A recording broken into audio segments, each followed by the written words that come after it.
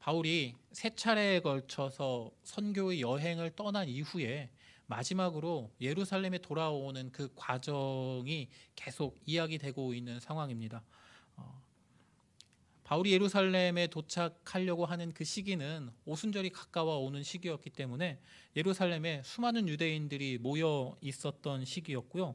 그 유대인들 중에서는 바울을 박해하고 바울을 죽이려고 하는 이들도 분명히 있었습니다. 그래서 바울이 여러 사람이 말리는 것을 듣고서는 이제 그럼에도 불구하고 이제 예루살렘에 도착하여서 사도들을 만나서 자신의 그 선교의 그 여정 중에 하나님께서 베푸신 그 은혜들을 나눈 후에 사도들이 이제 바울에게 권면을 하죠. 너 정결 의식에 이제 참여하여라. 율법에 의해서 행해지는 이 의식에 참여함으로써 바울이 율법을 부정하는 것이 아니다라는 것을 유대 사람들에게 좀 보여주어라. 유대 사람들이 지금 몇몇 유대인들이 너를 죽이려고 하는데 율법에 대해서 네가 필요 없다, 자유하다라는 것을 이야기했기 때문에 유대인들이 너를 죽이려고 하는데 이 정결 의식을 통하여서 율법을 지키고 있는 모습을 좀 보여줘라라고 이야기해서 바울이 율법의 의식에 참여하여서 정결 예식이라고 하는 것에 참여합니다. 성전에서 제사도 드리고 이에 따르는 그 예식을 의식을 행하는 그때에 성전에서 바울이 나오려고 할 때 이제 유대 사람들이 특별히 이제 아시아 쪽에서 온 에베소 쪽에서 온 유대인들 같은데요. 그들이 바울을 발견하고 주위 사람들을 충동질합니다. 저 사람이 바로 바울이다. 그래서 이 충동질에 넘어간 유대인들이 바울을 잡고 성문 밖으로 끌고 나가서 아마 돌로 던져서 죽이려고 하는 그런 모습이었는데 예루살렘 성 안에서 이에 따른 소동이 일어나자 이제 로마의 군인이 천부장이 백부장들을 이끌고 와서 이 소동을 진압을 합니다. 그리고 소동의 중심이었던 바울을 잡아가지고 영내로 이제 끌고 가려는 그러한 장면입니다. 그때 바울이 천부장에게 이야기하죠. 헬라어로 이야기합니다. 내가 당신에게 말을 할 수 있느냐? 천부장 당신에게 말할 수 있느냐? 헬라어를 할 줄 아는구나. 말해라. 내가 여기 모인 이 유대 사람들에게 이야기를 해도 되겠느냐라고 바울이 묻자 천부장이 알았다고 하면서 말할 수 있도록 허락을 해줍니다. 그러자 바울이 자신에 관련된 이 유대인들이 모여서 소동하는 것에 대하여서 자신이 무엇을 믿고 무엇을 따르고 있는지 스스로를 변론하는 장면이 그 이후에 등장합니다. 변론이 끝나고 이제 천부장이 바울을 데리고 로마의 그 군사들이 주둔하는 영내로 데리고 들어가서 신문을 하려고 할 때에 바울이 이야기하죠. 나는 로마의 시민권을 가진 사람이다. 이 신문을 받으면 로마군에 의한 신문은 매우 이제 잔인하고 고통스러운 그러한 모습이기에 나는 로마 시민이다. 정당한 재판이 없이 나를 이렇게 신문하는 것, 나를 죄 있다고 말하는 것은 로마법에 위배되는 것이다라고 이야기하면서 천부장을 이제 놀래키죠. 그래서 천부장이 어쩔 수 없이 바울을 데리고 예루살렘 유대인의 공회에 가서 이 사람이 무슨 잘못이냐라고 물어보러 갑니다. 근데 공회에서는 바리새인들과 사두개인 사이에 이제 다툼이 일어나서 바울을 놓고 이제 성경에는 바울이 찢어질까라고 해서 막 이렇게 잡아당기는 듯한 그런 이미지가 나와 있는데 바리새인들은 부활이나 천사나 영적인 것들을 믿는 사람들이었고요. 그다음 반대쪽에 있는 사두개인들은 부활에 대해서 천사에 대해서 영적인 것에 대해서 믿지 않는 이들이었습니다. 이 사두개인들은 모세 오경만을 믿었기 때문에 그 안에 부활과 관련된 영적인 것에 관련된 이야기가 등장하지 않는다라고 하면서 이것들을 반대하고 있던 이들이었는데 바울은 바리새인에 속한 이였기 때문에 바리새인 쪽의 이 호응을 유도하여서 이 두 세력 간의 다툼으로 이 공회에서는 아무것도 얻어내지 못한 채로 다시 로마의 영내로 돌아오게 됩니다. 천부장의 입장에서는 예루살렘에 소동이 일어났는데 로마의 시민권자인 바울이 그 중심에 있었고 이 소동이 어떻게 해서 일어났는지를 밝혀야 하는데 바울을 데리고 공회에 갔어도 해결되지 않았고 그럼 어떻게 해야 할까? 내 위에 있는 유다의 총독인 벨릭스에게 가서 이 재판을 맡겨야겠다라고 생각하고 벨릭스에게 편지를 씁니다. 그때 유대인 중에서 바울을 죽여야겠다라고 죽이기 전까지는 내가 밥도 안 먹고 물도 안 마시겠다라고 한 사람들이 있어서 그 사람들의 소식을 듣고 군사들의 호의를 통해서 이제 밤길을 이용하여서 총독이 있는 가이사랴라는 지역으로 이동하게 됩니다. 이제 바울은 그 예루살렘의 소동에 대하여서 이제 그 사건의 그 전모를 파헤치기 위한 목적으로 증인인 셈이죠. 이제 벨릭스 앞으로 이제 가이사랴로 이동하게 되고요. 5일이 지난 후에 이 바울을 고발했던 유대의 대제사장 아나니아하고 장로하고 변호사인 더둘로라고 하는 사람이 함께 와가지고 벨릭스 총독 앞에 딱 서게 됩니다. 그리고 24장 1절에서 9절까지가 당시의 변호사였던 대제사장이 데리고 왔던 더둘로라는 사람이 바울에 대하여서 이제 고발하는 내용이 기록이 되어져 있습니다. 매우 교묘하게 이 더둘로라는 사람이 바울을 고발하는데요. 내용을 잠깐 보시면 두 가지로 고발을 합니다. 더둘로는 바울에 대하여 이 사람은 전염병 같은 사람이다. 이 사람이 가르치는 그 사상 자체가 로마 제국 전체에 퍼져 있는 유대인들을 혼란시키고 소요하게 만드는 사람이다. 그래서 이 사람이 가르치는 이 사상에 문제가 있다. 이걸 그냥 놔두면 로마 제국의 유대인들이 다 혼동스럽게 소요가 일어날 것이다 라고 첫 번째로 이야기를 합니다. 두 번째는 이 바울이라는 사람이 성전을 더럽게 하였다. 이건 유대인들이 매우 중요하게 여기는 이 상징과도 같은 그러한 건물인데 여기를 부정하게 더럽게 만드는 것을 우리가 보아서 잡았다라고 이야기를 합니다. 더둘로가 이렇게 이야기하는 것은 바울이 가지고 있는 이 잘못은 이 죄라고 이야기될 수 있는 것은 종교적인 이야기죠. 또 사상적인 이야기인데 이것 때문에 로마 제국에 혼란을 줄 수 있다라고 하면서 정치적인 이야기로 이제 확대시키는 그러한 장면입니다. 매우 교묘하게 바울을 데리고 바울이 로마 제국에 해를 끼치는 사람이다라고 지금 이야기하고 있는 것이죠. 이렇게 9절까지의 말씀들이 끝난 이후에 이제 10절부터는 더둘로가 이야기를 했으니 이제 바울이 자신에 대하여서 변론하는 장면입니다. 그 바울의 변론 내용들을 오늘 살펴보려고 하는데요. 두 명이 등장합니다. 한 명은 바울이겠죠. 또 한 명은 유대의 총독이었던 벨릭스입니다. 이 두 사람이 서로 이야기하고 벨릭스의 이제 그 처분이 내려지는 장면인데요. 두 사람을 한번 오늘은 비교해 보려고 합니다. 그래서 바울의 모습과 벨릭스의 모습이 아마 분명하게 대조를 이루고 있을 것인데 우리가 누구를 따라야 할 것인지 또 누구의 행동을 멀리해야 할 것인지 아마 다 이제 막판에 가면 다 뻔한 이야기들을 아마 하게 될 것인데 뻔한 이야기지만 뻔하지 않은 이야기를 하게 됩니다. 그래서 그 말씀을 한번 살펴보려고 합니다. 10절부터 보시면 더둘로의 고발이 끝나고 바울의 변론이 시작이 됩니다. 변론을 듣는 사람은 이제 총독인 벨릭스였겠죠. 또 유대의 대제사장도 있었고 장로들도 있었고 더둘로도 있었는데 바울이 자신에 대한 이야기를 하는 그 대상은 벨릭스 총독에게 이야기를 하고 있습니다. 바울은 이제 간단하게 먼저 인사를 합니다. 벨릭스가 오랜 기간 동안에 유대의 총독으로 있었던 것을 알고 있다. 그래서 유대의 종교에 대해서 유대의 사상에 대해서 당신이 잘 알고 있다라는 걸 내가 알고 있다 라고 이야기하면서 그래서 내가 당신에게 이렇게 이야기를 합니다라고 먼저 인사라고 할까요? 이제 들어가는 말로 그렇게 이야기를 합니다. 벨릭스의 부인이었던 드루실라라는 여인은 유대인이라고 기록하고 있습니다. 이제 마지막 부분에 이 드루실라에 대한 말씀을 드릴 것인데 어쨌든 부인도 유대인이었고 이 벨릭스라는 인물도 유대에서 총독으로 약 5년 정도 이제 근무하고 있는 상황이라고 합니다. 그래서 유대에 대해서 잘 알고 있는 그에게 바울이 자신에 대해서 변론을 합니다. 나 예루살렘에 도착한 지 12일밖에 되지 않았습니다.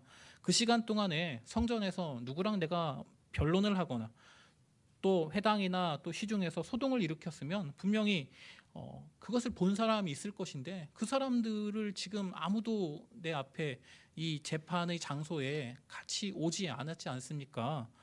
이렇게 말합니다. 고발하는 자들이 누구도 내세우지 못했다라는 걸 먼저 이야기합니다. 로마에서 이루어지는 재판에서는 증거나 증인 같은 것들이 매우 중요하게 여겨졌는데요. 죄를 고발하는 것만으로는 죄를 증명할 수가 없게 되죠. 그래서 재판의 절차나 법률에서 이 증거 증인이 없는 것은 절차를 위반하는 로마의 법을 위반하는 행동이라고 합니다. 바울은 자신을 고발하는 이 대제사장과 더둘로 같은 변호사, 이 사람들에게 저 사람들은 아무런 증거 없이 나를 고발하고 있습니다라고 총독에게 이야기하고 있는 것입니다. 그 후에 바울은 더둘로가 이야기했죠. 전염병 같은 사람이다라고 이야기하는 것에 대해서 이제 변론을 합니다. 더둘로가 천하에 흩어진 유대인을 다 소유하게 하는 자이며 나사렛 이단의 우두머리라고 5절에서 이야기를 하고 있는데요.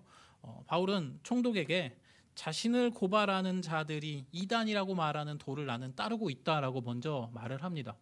그런데 바울이 따르고 있는 그 이단이라고 하는 도가 어떤 것이냐면 유대인들이 믿는 하나님을 똑같이 섬기는 것이고 유대인들이 믿는 선지자와 율법의 말씀을 똑같이 믿는 것이고 또 유대인들이 바라고 있는 이제 그 소망에 대하여서 그 똑같은 소망을 가지고 있는 것이라고 이야기를 합니다. 무슨 의미냐면 유대인들이 이단이라고 말하고 있는 저 도를 나는 따르는 사람인데 그 안에서 유대인들이 믿는 것과 똑같은 것들을 지금 계속 섬기고 믿고 따르고 있는 그러한 사람입니다라고 하면서 바울이 믿는 것과 유대인이 믿는 것들이 서로 다르지 않음을 지금 말을 하고 있습니다. 이 중에서 조상의 하나님을 섬기고 율법과 선지자의 글을 믿을 뿐만 아니라 하나님께 향한 소망, 즉 의인과 악인의 부활에 대하여서 소망을 동일하게 가졌다라고 말하고 있는데요. 요 부분은 제가 좀 찾아봤습니다.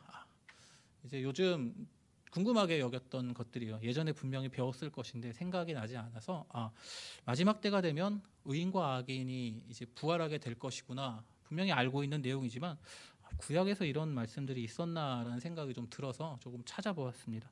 유대인들은 이제 마지막 때가 올 것을 또 여호와의 날이 오게 될 것이다라는 그 말씀들을 읽고 믿고 있는 상황입니다. 구약 성경에 여호와의 날에 대한 말씀들이 자주 등장하고 있는데요. 그런데 이때에 심판의 때에 의인과 악인이 모두 부활하여 최종적인 심판을 받게 될 것이다라는 말씀이 구약 성경에 등장하고 있습니다. 대표적으로 이사야와 다니엘에 있는 말씀들인데요. 이사야 26장 13절에 있는 말씀입니다. 천천히 제가 읽어봅니다. 주의 죽은 자들이 살아나고 그들의 시체들은 일어나리이다. 티끌에 누운 자들아 너희는 깨어 노래하라. 주의 이슬은 빛난 이슬이니 땅이 죽은 자들을 내놓으리로다. 아멘. 이 말씀이 죽은 자들이 일어나는 그 몸의 부활에 대한 유대인들 구약에 있는 말씀이라고 이제 소개하고 있고요. 다니엘서 12장 2절에 또 있습니다. 땅의 티끌 가운데에서 자는 자 중에서 많은 사람이 깨어나 영생을 받는 자도 있겠고 수치를 당하여서 영원히 부끄러움을 당할 자도 있을 것이며 라고 하면서 다니엘서에서는 의인과 악인들이 이제 자는 자 중에서 많은 사람들이 이제 일어나게 될 것이다. 그 중에는 영생을 받는 자도 있고 수치를 당해서 영원히 부끄러움을 당할 사람도 있겠다라고 하면서 의인과 악인의 부활에 대해서 분명하게 이야기해주고 있습니다. 구약에서 이런 부활에 대한 그 논의라고 할까요? 이런 성경의 말씀들이 이제 분명히 기록되어져 있고 유대인들은 구약의 말씀을 이제 읽고 구약의 말씀을 이제 소원하는 유대인들에게도 최후의 때, 최후의 심판의 그때에 의인과 악인이 부활하게 되겠구나라고 생각하고 있는 사람들이 있었고 바울도 그 유대인들의 생각에 동의하여서 나도 똑같이 그것을 소망하고 있다라고 지금 말하고 있습니다. 아마 바리새인들의 그 생각, 바리새인들의 사상이겠죠. 어쨌든 유대인들은 이 마지막 때가 오기 전까지 어떻게 살아야 하냐면 율법에 따라서 올바르게 바르게 살아야 한다라고 믿고 있었습니다. 구약에서 강조하는 정의, 또 인자, 하나님의 그 사랑하심, 그것들을 본받아서 살아야 한다. 또는 뭐 하나님 사랑, 이웃 사랑이라는 그 십계명의 중심 그 가르침이죠. 이것들과 연결되어져 있는 그러한 삶을 살아야 한다라고 이제 구약의 가르침이 그러한 것인데 나도 똑같이 그것을 믿고 있는 사람이다. 바울이 이야기하고 있는 것이죠. 그렇기에 바울은 이로 말미암아서 이렇게 나도 이제 믿음을 갖고 구약을 믿고 있는 유대인들과 동일한 믿음을 가지고 있기 때문에 하나님 앞에서 거리낌이 없이 살기려고 매우 노력하고 있다라고 이야기합니다. 이를 위해서 그냥 말만 하는 게 아니라 나는 이것을 위하여서 민족을 구제할 것과 또 그 재물을 가지고 예루살렘에 왔다라고 하면서 바울이 이제 선교의 여행 중에 이제 모금하였던 예루살렘을 위한 구제 헌금을 가지고 왔다라는 이야기를 24장에서 한번 이야기를 합니다. 사도행전은 이 부분밖에 이게 없는데 다른 서신서에서 바울이 구제 헌금을 가지고 가는 이야기들이 자주 나오고 있기는 합니다. 그래서 그렇게 이야기를 하죠. 바울이 똑같은 걸 믿고 유대인들과 동일한 생각을 가지고 있고 그들처럼 나도 하나님 앞에 거리낌 없이 올바르게 살려고 노력하고 여기 그 증거가 이렇게 가지고 있습니다까지 이야기를 합니다. 벨릭스 총독은 바울의 이야기를 듣고 이제 유대인과 바울 사이의 차이점이 별로 없구나라고 생각했을 것입니다. 그리고 오랜 시간 동안 유대에 있었던 벨릭스였기 때문에 차이점이 별로 없지만 차이점이 무엇인지는 알고 있었겠죠. 바로 예수 그리스도에 대한 믿음이 있느냐 없느냐가 저 둘 사이의 차이점이지만 그 나머지는 똑같은 것들을 바라고 섬기고 믿고 있구나라고 알게 되었을 것입니다. 이제 전염병이라는 더둘로의 그 고발에 대하여서 바울이 나는 너희들하고 똑같은 걸 믿고 있고 올바르게 살려고 노력하고 있고 여기 그 증거가 있다라고 하면서 나는 그런 사람이 아니다라고 변론을 한 후에 이제 성전을 더럽게 했다라는 더둘로의 고발에 대하여서도 변론을 합니다. 자신은 결례 의식을 행하였는데 이때에는 모임도 소동도 없었는데 아시아에서 온 유대인들로 인하여서 이 소동이 시작되었습니다라고 벨릭스에게 이야기하죠. 만일 바울에 대해서 반대할 사건이 있었다면 그들은 총독에게 찾아가서 또는 공회에게 찾아가서 고발했을 것인데 이 유대인들은 그렇게 하지 않고 그런 과정이 없었다라고 바울이 벨릭스에게 이야기를 하고 있습니다. 그러면서 나는 그냥 죽은 자의 부활에 대해서만 이야기했을 뿐입니다라고 하면서 다시 한번 부활에 대한 이야기를 언급하고 있습니다. 자신이 외친 것은 죽은 자의 부활뿐이었고 이 때문에 지금 이 신문의 자리가 생기게 된 것이다라고 말하고 있습니다. 바울이 지금까지 이야기한 건 매우 종교적인 이야기였죠. 그런 내용들이었습니다. 로마 제국의 소동을 일으키거나 제국의 법과 제도를 반대하는 것이 전혀 없는데 이 사람들은 그런 나를 지금 고발하고 있는 것입니다라고 벨릭스 총독에게 자신을 이제 변론하고 있습니다. 이것을 다 들은 총독인 벨릭스가 판결을 연기하려고 합니다.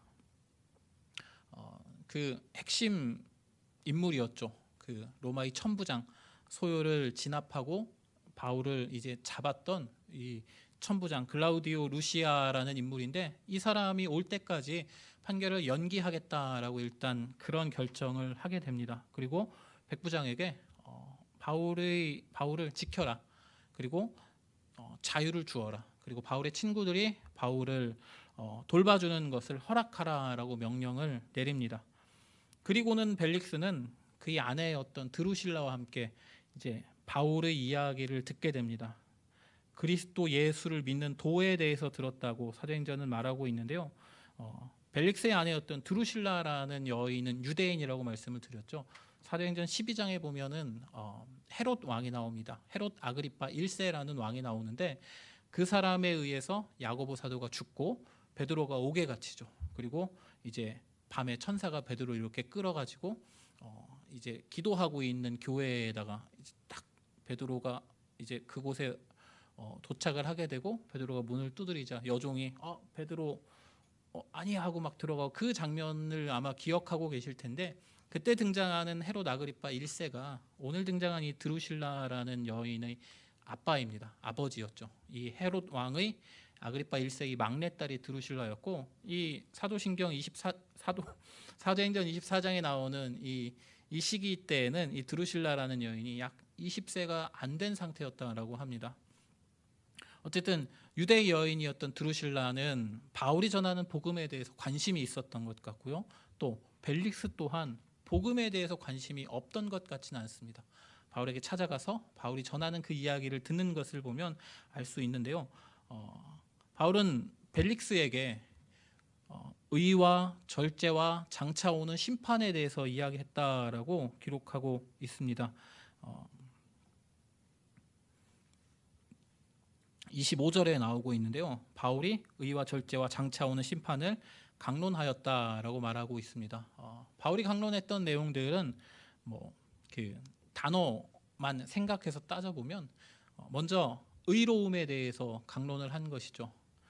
우리는 우리의 힘으로는 의로워질 수 없다라는 걸 다 알고 계시죠. 예수 그리스도를 통해서 하나님이 우리를 의롭다라고 인정하실 때에만 우리는 의롭다라는 것을 알고 있습니다. 칭의라고 말하고 있죠.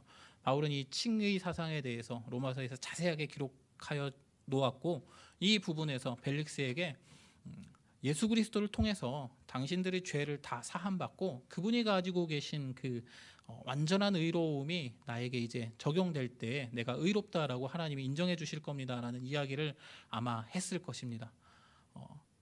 복음에 대해서 구원받을 자들이 가장 이제 기초적인 이야기를 먼저 하고, 그 다음은 절제에 대한 이야기를 했다라고 합니다. 절제는 성령의 9가지 열매의 마지막에 등장하고 있죠. 이 의로움을 받은 사람이 성령을 따라서 살아가는 삶을 살다 보면 이 9가지 열매라고 나오는 이 사랑과 희락과 화평과 오래 참음과 자비와 양선과 충성과 온유와 절제와 같은 이 덕목들이 행해질 것이다. 그런데 바울이 특별히 이 절제라는 부분을 강조하고 있는 것을 보면 이 드루실라와 벨릭스라는 이 두 사람의 삶이 절제라는 측면에서 매우 부족함이 있지 않았을까라고 이제 추측해 볼 수 있다고 합니다. 일단 벨릭스라는 인물은 이 이후에 이제 말씀을 읽어서 보셨을 텐데, 바울이 가지고 있는 그 구제 헌금을 보면서 저 사람과 이야기하면 나에게 뇌물이 올 것 같다라고 생각하면서 재물에 대한 욕심이 매우 이제 많은 인물로 생각됩니다. 또 바울을 가이사랴에서 이제 27절에 이태 동안 잡아두고 있는데요. 이 이태라는 표현은 2년을 의미하고 있습니다. 2년 동안 가이사랴에 바울을 구류해 두고 있었죠. 약간의 자유를 주면서 가이사랴에서 바울을 이제 잡아두고 있는 그 목적이 유대인의 마음을 얻고자 하여라고 기록하고 있습니다. 유대인들의 그 마음을, 유대인들의 편을 들어주기 위해서 바울이 변론을 들었음에도 불구하고 천부장이 오면 다시 판결을 하겠다라고 말하는 후에 2년 동안 시간을 끌면서 유대인들에게 유리한 쪽으로 이 사건을 이제 만들어 놓은 상황입니다. 이것은 이 벨릭스라는 인물이 가지고 있던 권력에 대한 집착이라고 해야 될까요? 유대인들에게 내가 잘하면서 그들이 원하는 대로 해주면서 내가 이 유다의 총독으로서 잘 이제 일을 잘 해내고 그리고 더 높은 데로 이제 올라가야겠다라는 그러한 마음이 이 안에 포함되어 있는 것으로 볼 수 있습니다. 재물에 대한 욕심도 있고 또 권력에 대한 욕심도 있고, 그 부인이었던 드루실라라는 여인은 결혼을 이제 20세가 되지 않았는데 벨릭스와의 혼인이 세 번째 결혼이라고 합니다. 뭐 아버지에 의해서 헤롯 왕에 의해서 이곳저곳 결혼을 하게 됐는데 벨릭스가 이제 유혹을 하여서 벨릭스가 이제 결혼을 하게 됐다라고 하는데, 어쨌든 이들이 가지고 있는 그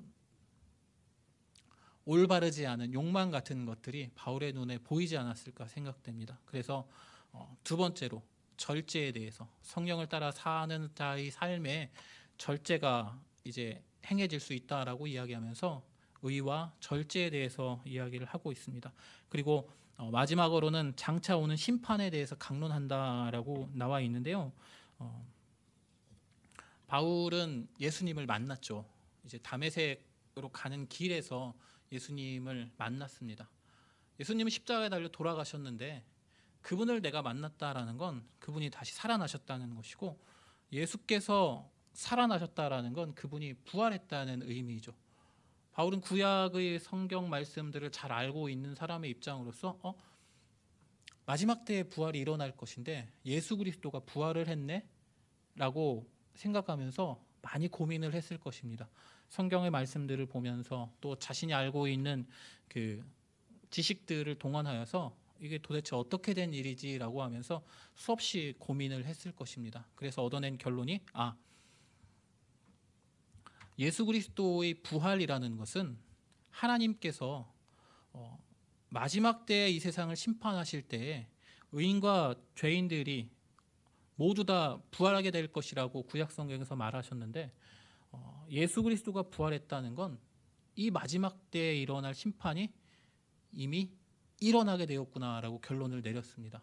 그런데 그리스도께서 부활하신 것은 그분의 그 의로우심 때문에 부활하셨는데, 나머지 의롭지 못한 사람들은 다 이제 죽거나 영원한 형벌에 처해져야 되는데, 나를 비롯한 다른 사람들이 아직도 남아 있는 것을 보니 이 마지막 때의 최후의 심판이 이미 일어나긴 했지만 아직 완전히 일어나진 않았구나라고 생각했다고 합니다. 그래서 우리는 이 신학에서는 이미 일어난 심판이지만 완전히 완성되지 않은 심판이라고 해서 이미와 아직 사이에 우리가 살아가고 있다라고 이야기를 하는데요.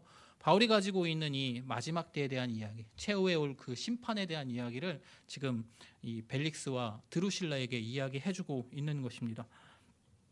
그래서 이 마지막 때를, 이미와 아직 사이의 그 시대를 살아가고 있는 우리는 어떻게 살아가야 할 것인가?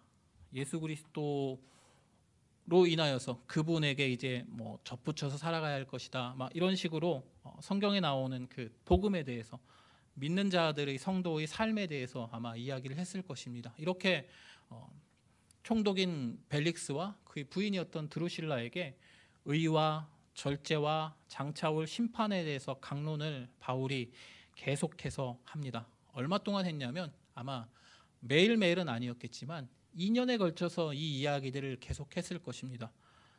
그런데 벨릭스가 가졌던 마음이 25절에 기록하고 있는데요. 이 강론을 듣고 벨릭스의 마음에는 어떤 마음이 생겼냐면 두려운 마음이 먼저 생겼다고 합니다.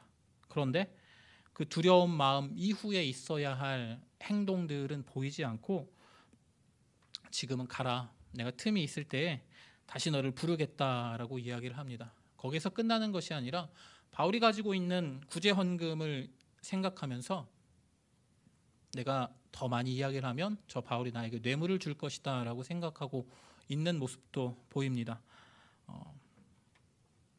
복음을 들은 벨릭스는 의와 절제와 장차올 심판에 대한 강론을 계속해서 들은 벨릭스는 이 심판에 대하여서, 복음에 대하여서 두려운 마음을 갖기는 했지만 자신이 지금 추구하고 있는 재물이나 또는 권력이나 이런 것들이 이 두려움을 가려버리게 된 것이죠. 그래서 복음을 듣고 두려워하는 자들이 마땅히 취해야 할 모습, 사도행전의 앞에 보면 베드로의 설교를 들은 사람들이 그 말씀을 듣고 이렇게 고백합니다. 그러면 우리가 어찌해야 할까, 어찌해야 할꼬라고 이렇게 고백을 합니다.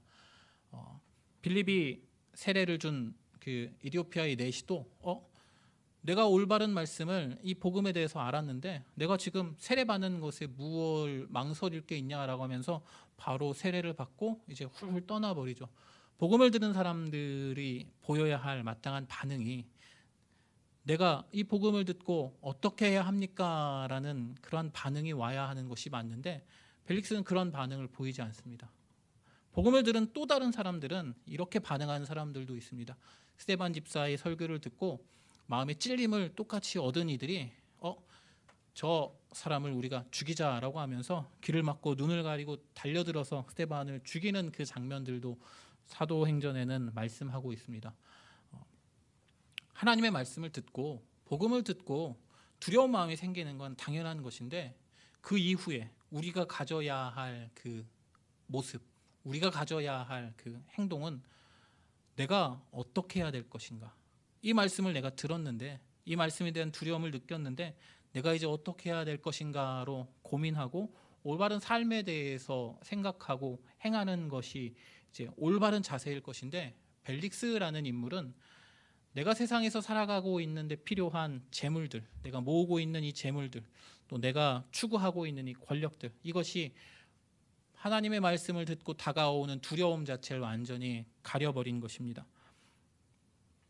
2년 동안 바울을 구류해 두면서 그에게서 말씀을 들었지만 그의 반응은 두려움에서 멈춰버린 것이죠.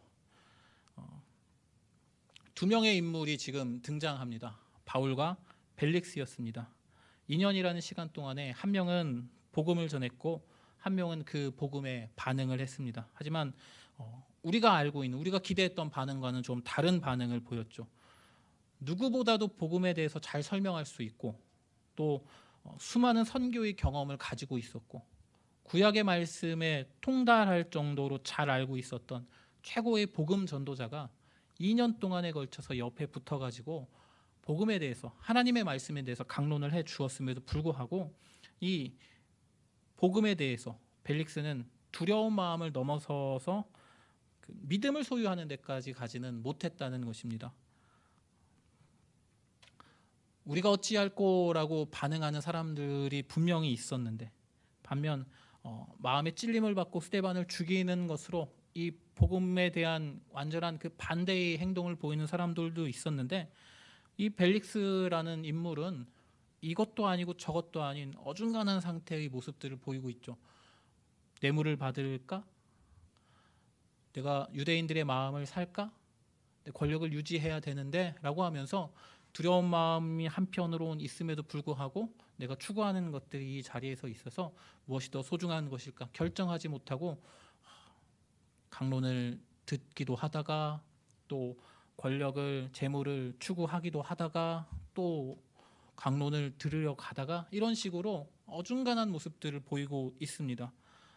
바울의 입장에서는 매우 답답해하지 않았을까 생각합니다. 빨리 로마로 가고 싶은데, 땅 끝까지 복음을 전하고 싶은데 내가 이 가이사랴라는 곳에서 2년 동안 머물고 있구나라고 생각했을 수도 있습니다. 이건 알 수 없습니다. 바울의 마음이 어땠는지 우리는 알 수 없지만 어쨌든 그러한 시간 속에서도 바울은 자신이 해야 할 것을 행하고 있습니다.